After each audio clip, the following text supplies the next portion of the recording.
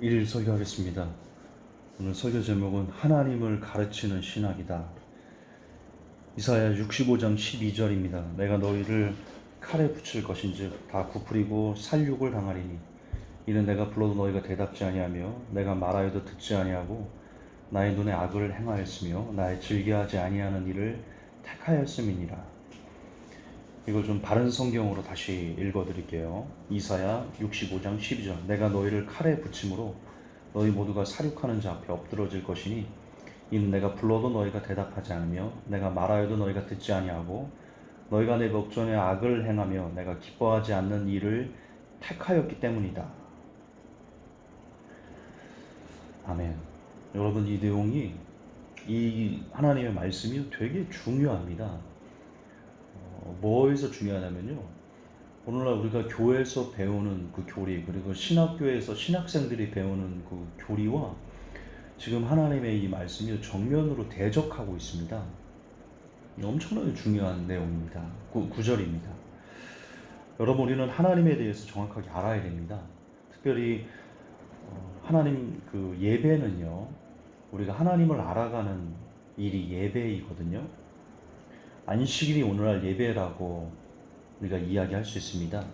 하나님께서 안식일을 주신 이유가 뭔가요? 그냥 일주일 동안 열심히 일했으니까 내가 쉰 것처럼 너희도 쉬어라, 이 뜻인가요? 아닌 거 아시죠? 안식일을 기억하다, 안식일을 기념하여 거룩히 지키고 그날 일하지 말고 쉬어라 라고 하는 말씀은 뭐냐면요, 쉬기 때문에 부모님과 온 가족이 모여 있습니다. 온 가족이 모여서 특별히 그날 하나님께서 평일에 우리에게 베풀어 주신 은혜와 그 기적들과 그 우리 삶을 윤택하게 해주시고 우리 삶에 여러 가지 다양한 은혜를 베풀어 주신 것을 온 가족이 모여서 그걸 복기하는, 되짚어보고 되새김질하는 그런 시간을 갖는 것이, 그게 안식일의 의미입니다. 진짜 본질입니다. 다시 말해서 안식일을 주신 이유는 하나님에 대해서 사람들이 알기를 원하는 그런 하나님의 뜻이었습니다. 여러분, 오늘날 안식일을 우리가 주일 예배라고 한다면 주일 예배의 1순위는 우리가 모여서 어떤 종교적인 행사를 하고 성가대 연습을 하고 이런 것들을 하는 이유는요, 하나님에 대해서 알아가는 겁니다. 그게 예배의 1순위입니다. 하나님을 아는 것. 그것이 안식일을 온전히 지키는 것이거든요. 그런데 우리가 주일날 교회에서 가서 무엇을 배웁니까? 하나님에 대해서, 하나님이 어떤 분이다, 하나님의 뜻이 무엇이다, 우리가 그걸 어떻게 배웁니까? 하나님에 대해서 주로 사랑의 하나님, 용서의 하나님, 자비의 하나님, 위로의 하나님, 소망의 하나님, 구원의 하나님, 항상 이런 것들을 배웁니다. 여러분, 교회에서 심판의 하나님, 공의의 하나님, 정의의 하나님, 진노하시는 하나님, 그런 거 들어보셨습니까?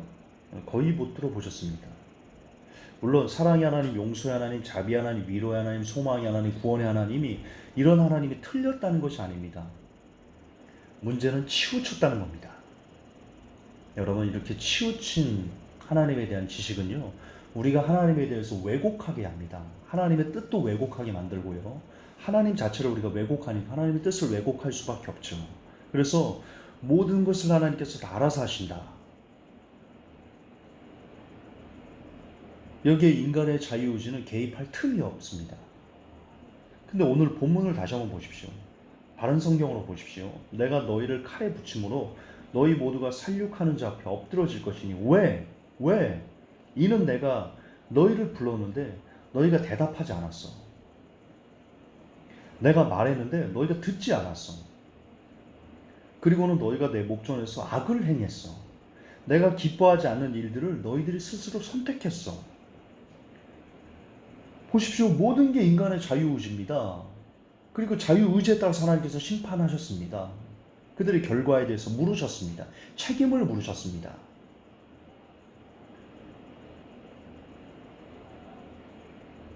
여러분, 하나님은 사람을 부르시고요, 사람들에게 하나님의 뜻을 알려주십니다.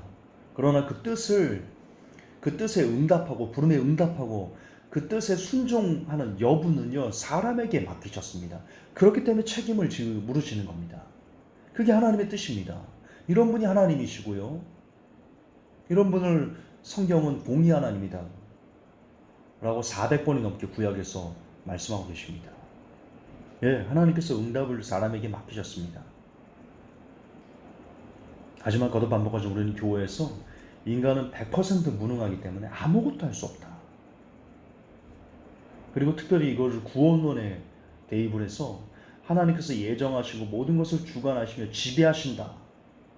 특히 구원은 더욱더 전적인 하나님의 선택이고 예정이고, 그렇기 때문에 그가 아무리 하나님을 믿기 싫어도 창세전에 구원받기로 예정됐으면 어떻게 해서든지 하나님께서 그를 구원하신다. 이런 말도 안 되는 성경이 안 나오잖아요. 지금 이스라엘을 통해서 하나님 그렇게 말씀하지 않으시잖아요. 인간의 자유의지에 맡기시잖아요. 콜링하시고 응답은 사람의 책임이다. 그리 말씀하시잖아요. 예, 다시 강조하지만 하나님께서 예정하시고 모든 것을 주관하시고 지배하시고, 특히 구원은 더욱 전적인 하나님의 은혜이고 선택이기 때문에 여기서 인간이 해야 되는 것은 아무것도 없다. 그 말과 오늘 이 사회에 나오는 하나님이 다른 하나님이세요. 우리가 교회에서 배우는 하나님과 오늘날 이 성경에 있는 하나님이 다르시다니까요. 그러면 주일날 우리는 안식일을 지키는 거예요? 안식일의 의미가 뭐라고 그랬죠? 안식일의 1순위가 하나님을 알아가는 것입니다. 근데 지금 우리는 안식일을 지킨다고 교회에 가서 목회자들을 통해서 우리는 다른 하나님을 배우고 있다니까요. 여러분, 주일 예배 드리는 거 아니에요. 안식일 지키는 거 아니라고요.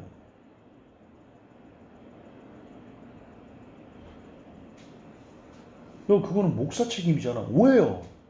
그게 왜 목회자들 책임이죠? 목회자들에게만 성경을 주셨나요? 아니잖아요. 누구나 다 에브리바디 성경을 볼 수 있잖아요. 특히 우리나라에서는. 그걸 안 보시고 목회자가 하는 대로 이게 하나님, 이게 당연히 하나님 뜻인가 봐 라고 받아들인 건 여러분의 책임인 거죠.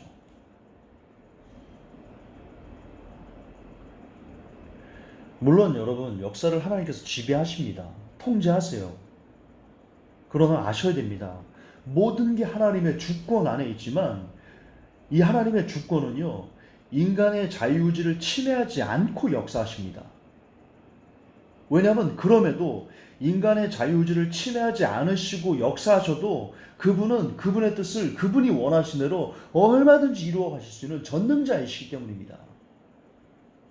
만약에 하나님께서 전능하시다 하면서 인간의 자유의지를 억압하고 통제하고 사람이 자기 뜻대로 하면 안 되는데, 그럼 내가 이렇게 놓았을 때 사람이 다르게 반응하면 내 역사가 흐트러지는데, 그런 분이라면 그게 오히려 전능하지 않은 거 아닌가요? 하나님께서는 전능하시기 때문에 온 인류가 100% 그들 마음대로 살아도, 그럼에도 불구하고 그 인간은요, 아무리 자유의지로 살아도요, 절대로 하나님의 주권과 하나님의 뜻을 거스르지 못해요. 그분이 하시고자 하는 역사를 방해하지 못해요. 그만큼 하나님은 위대하세요. 그러니까 전능하시다고 하는 거예요. 그것까지 모두 다 포함하시니까. 사람의 자유의지가 하루에 사람이 5만 가지 생각을 합니다. 지금 우리나라 전 세계 인구가, 우리나라가 아니고 전 세계 인구가 70억이라고 하면, 지금 80억, 90억 얘기하고 있는데 70억이라고 합시다. 하루에 한 사람이 5만 가지 생각을 합니다. 그러면 70억의 사람이 몇만 가지, 수천만 가지, 수억만 가지의 생각을 할 겁니다. 그 수억만 가지의 경우의 수를 하나님의 주권은 모두 다 커버합니다. 그러면서 그분의 뜻을 그 수억만 가지의 자유의지가 영향을 끼치지 않습니다. 그렇기 때문에 우리는 하나님을 전능하시다는 겁니다. 다시 돌아갑시다. 여러분, 주일은 특별히 하나님에 대해서 배우는 날입니다. 안식일은 하나님에 대해서 배우는 날입니다.